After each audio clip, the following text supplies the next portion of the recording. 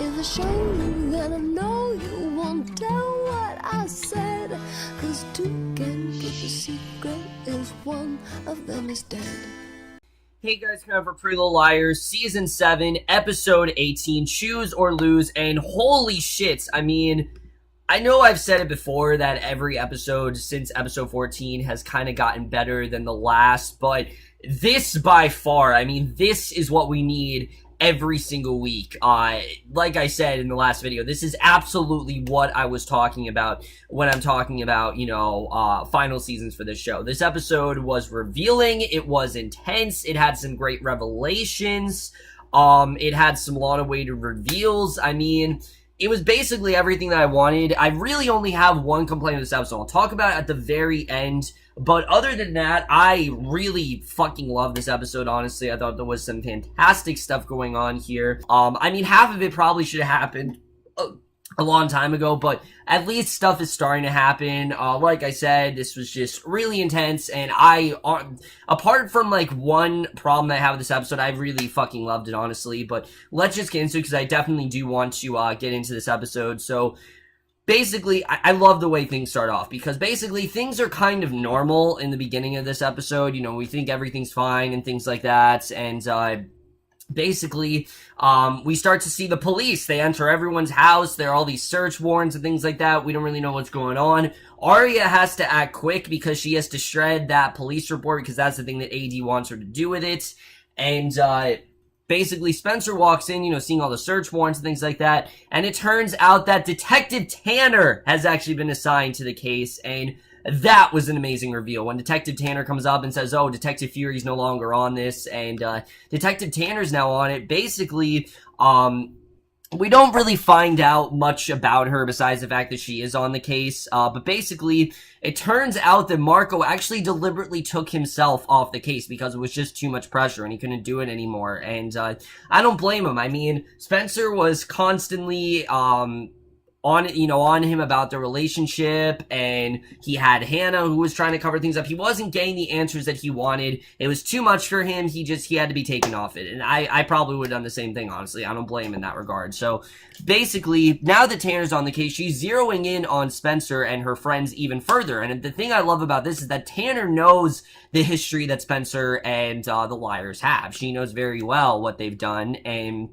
basically, she talks about how the reason, them doing this kind of stuff is what got them in the bunker, and is what got them, in all this trouble so many years ago. And this leads to all these search warrants, and Arya's shredding, like I said, the police report before the police make it to their house. And this is especially true for Emily and Allie. In the beginning of the episode, they're just kind of looking for a little morning sex, so they discover the board game in their bed, and obviously that doesn't go well for them. And Spencer is especially stressed out during this episode, since most of the investigation seems to be singularly focused on her. And the Liars plus Caleb, they gather in a room in the Radley to figure out their next steps, and it looks pretty bad for all of them. They're all there except for Aria, and they're not entirely sure why at this point. But it's even worse when the game phone actually shows up in their room service, and it says to choose or lose, which is why this episode is called Choose or Lose, and it tells them, prompting them to pick one liar to take the fall for the murder within the next 36 hours, or they will all go down for it. And that plot is fantastic. I love the main plot in this episode. I think it's overall really interesting. And there's so many things you could do there. I mean, yes, Aria would be the first choice, but they don't know about Aria's stuff just yet. We're going to get into that in a second.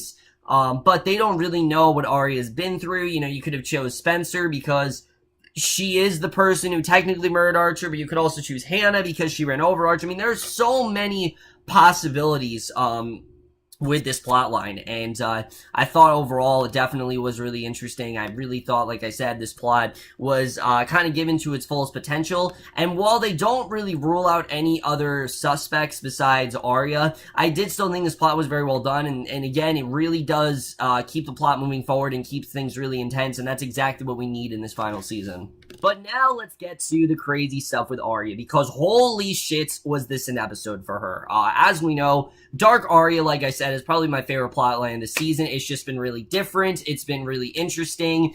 And Aria's done a horrible job with trying to keep cover. I mean, it's, you know, she's done a really good job with it. And at this point, she's fully transformed. I mean, she's not wearing the basic, like, polka dot or striped dresses she usually wears. She's, like, completely, like, she's just wearing, like, the hoodie at this point and things like that. And the person who really notices her, of course, has to be Mona, who info dumps everything she's figured out about Aria on the liars, about how, you know, she, knew that Aria was supposed to be at this thing with Ezra, but she wasn't there. And, you know, none of them think that Aria would do such a thing. I mean, there's no way that Aria would do something like this. And while Aria spends most of the episode shredding evidence and donning black hoodies, they really don't think that Aria could have been doing something like this. There's just no way. And Mona plays the girls a recording of AD talking to Aria, and they set up a trap for her in the woods.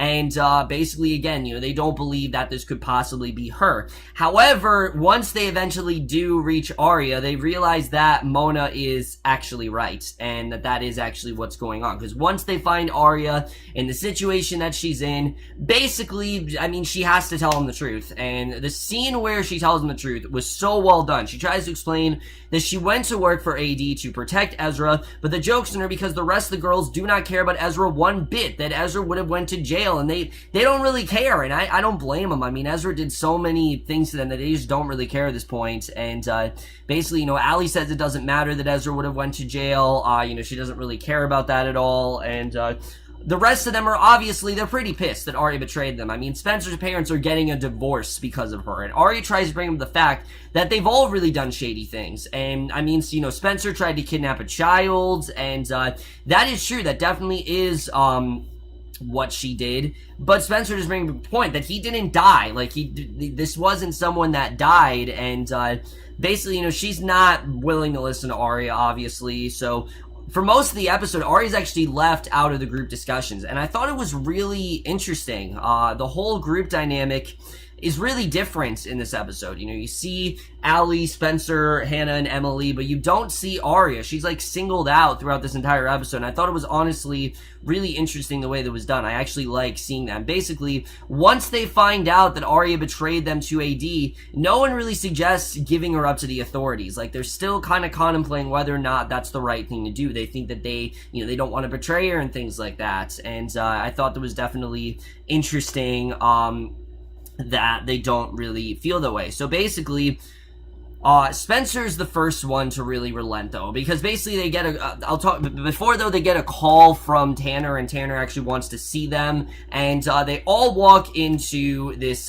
police station, and this scene was so great, basically, because Tanner, they're in a suspect lineup room, and she grills them about the evidence that she's found, and that evidence includes bloody glass from a windshield found in Spencer's shower, and she tries to get the liars to give their side of the story, explaining that not telling her the truth in high school was basically the reason they all ended up trapped in a bunker, because they didn't just tell her what was going on. And there were a lot more reasons, obviously, but that's, like, I would agree is the main reason. And as the clock on the phone counts down the final seconds, all the liars are gathering, and again, I thought that scene was just really intense. They're not really telling her anything. They're not getting the answers that she really wants, and she tells them that they can go for now, but obviously she's not done with them. And to me personally, we should have gotten these interrogation scenes like a long time ago. I feel like this is something that the show has really waited it out, but I'm very happy that we did finally get some interrogation scenes here. I thought they were definitely really well done, and again, a lot closer to what I want the show to be, is stuff like that. So Spencer kind of feeling like she's backed into a corner.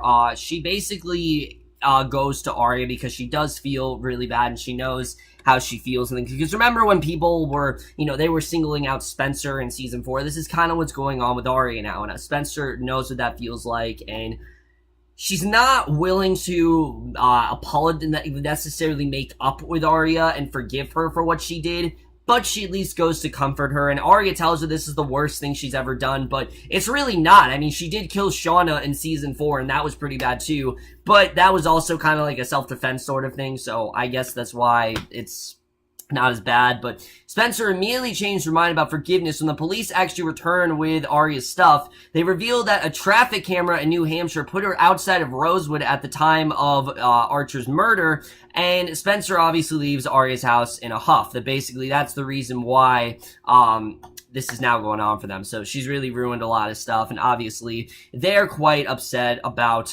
what happened there. However, let's get to what most of this episode is, because a lot of this episode, yes, it is very intense. Most of this episode actually focuses on relationships, which you guys would probably think, oh, you didn't like that, but I thought it actually made a lot of sense for them to do that, because this is like their last day of freedom, and their last day for them to really be with their significant others. I thought it made sense for them to do that here.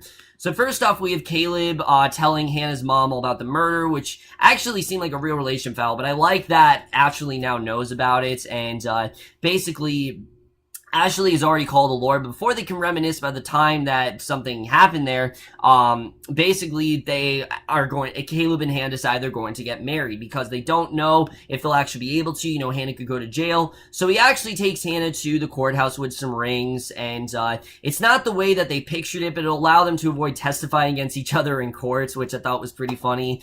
And basically, Ashley pops out and gives some, like, disapproval, a lot of things that she's not okay with about the murder, but also a lot of happiness that they're getting married. And basically, I thought it was a nice scene, you know, seeing them married and everything. But Allie then takes Emily to the woods for a romantic surprise, and basically Emily thinks the picnic, Allie's prepared she's prepared like this whole picnic for her and everything, and I thought that was definitely really interesting to see. Then you have Toby. He's actually returned to Rosewood, and basically he's got this like really thick beard now, obviously because he's grieving over Yvonne. I don't know if in the show people just grow like really thick beards when they're grieving over someone, because Ezra grew a really thick one when he was grieving over Nicole, and now Toby basically looks like a lumberjack at this point. Like, it looks like Dexter at the end of, you know, Dexter and everything when he became a lumberjack. But basically, it turns out he's actually been living in a cabin in the woods, and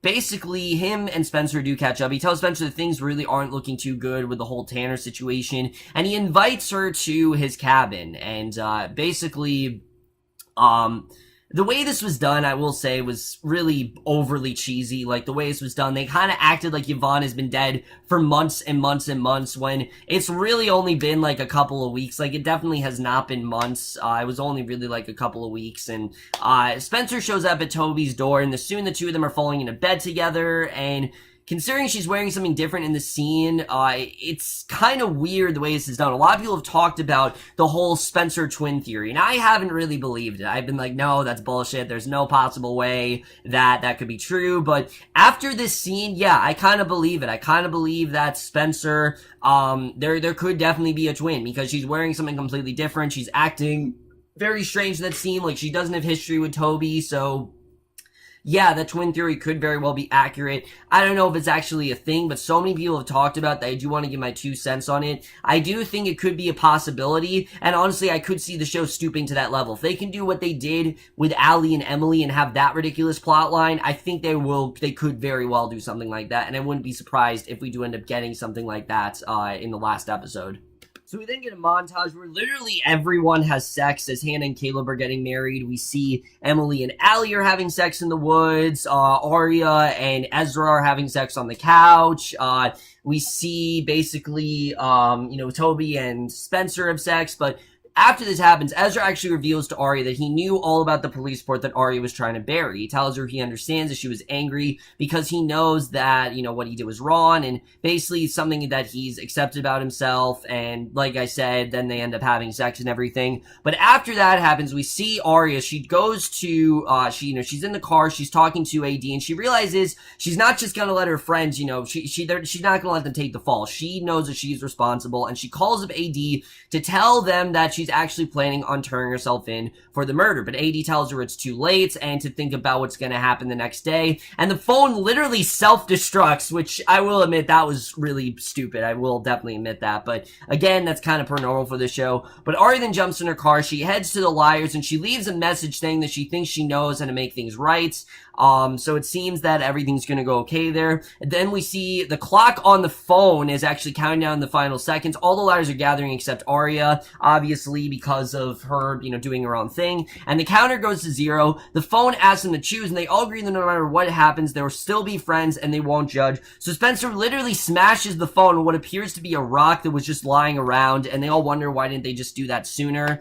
And they're also freaking out because they don't know what's going to happen to them next. So Caleb has finally got a signal on the board game using hacker magic, and he has Ezra drive him to where the signal leads. And basically, Caleb's hacker powers lead him right to Mona's door. And basically, we don't know what this is going to do. We know that Mona has like this obsession with the board game, so we don't really know how that's going to go. But we end the episode and we see Aria, which I absolutely love this ending.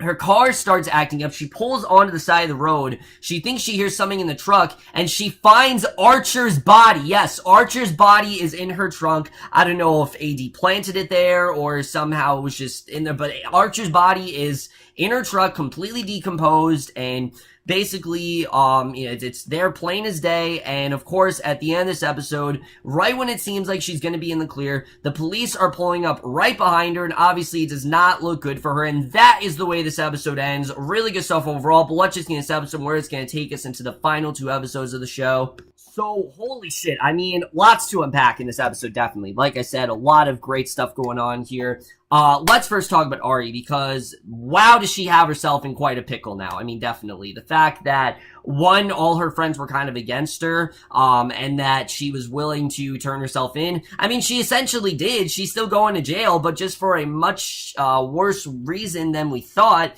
I'm definitely interested in seeing, the way that's gonna turn out. I don't know if Aria's actually gonna go to jail or what's really gonna happen there, but a multitude of things could really happen in the situation, and I don't really know how that's all going to turn out. I'm hoping things go okay for Aria. Obviously, I think she should kind of pay for what she did, because what she did was very, very wrong, and I'm glad that she knows that, but, she wanted to turn herself in, and I think she's going to have to face the consequences for what she did. And I do like that AD's just not letting her get off the hook with this. Like, no, you're not just going to leave. That's not how this is going to go. You did the crime. You're going to do the time now. That's kind of how it's going to go. And I thought that was definitely really interesting. Some interesting seeing the way that's all going to play out. As far as Caleb, what is Caleb's real objective here with Mona? Obviously, we know that Mona, she has this weird obsession with the game. She thinks she knows how to turn it off. So I don't really know what they're going to do there, if they're going to find a way to, like, turn the game off, and we're going to find out what Mona's secret is, but I think that's definitely going to come out in the next episode. We'll have to see really what that's about, because I think that definitely is going to be very interesting.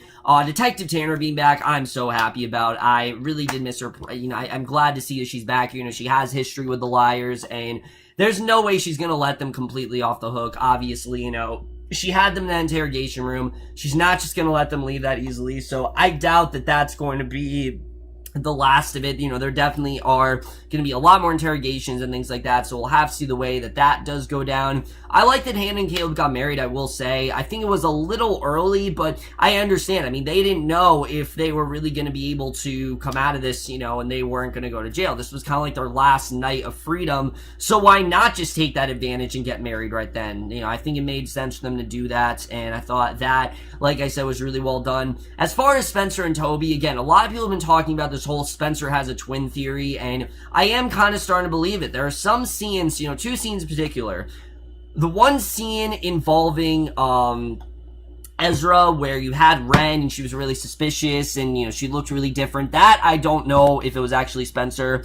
The scene where where she went to Marco in the last episode, she was, like, yelling at him, I don't know if that was really Spencer. And then the scene after she had sex with Toby, and she was wearing something completely different, I don't know if that was really Spencer either. So I do think the twin theory could very well be in play. It's ridiculous. I think it could be really dumb if the show does that, but, again, the show's done dumber stuff, so I wouldn't be surprised if they actually do have a twist like that. So I can't believe I'm actually talking about this. I can't believe this is actually a possibility, but we'll have to see really the way that all does go down.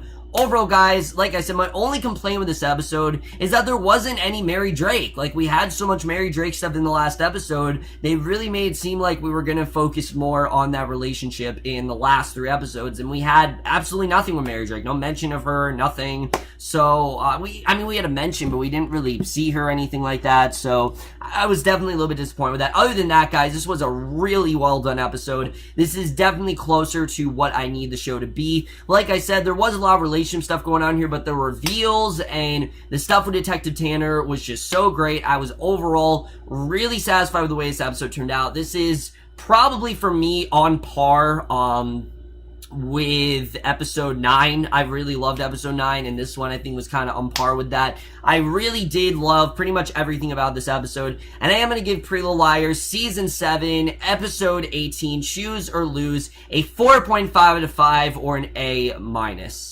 So over, guys, with this episode of Pretty Little Liars. Some of you guys thought this episode overall. Left your thoughts in it. Guys, I have one more left, and then I will be officially caught up on Pretty Little Liars. I know the finale is going to happen in a few minutes. I'm going to watch it tonight. I promise you I will, but I probably will be late to it. But I will get my next review up, which will be for episode 19 of Pretty Little Liars, which I really want to watch the next episode now, and I will see you guys for that. Okay, bye.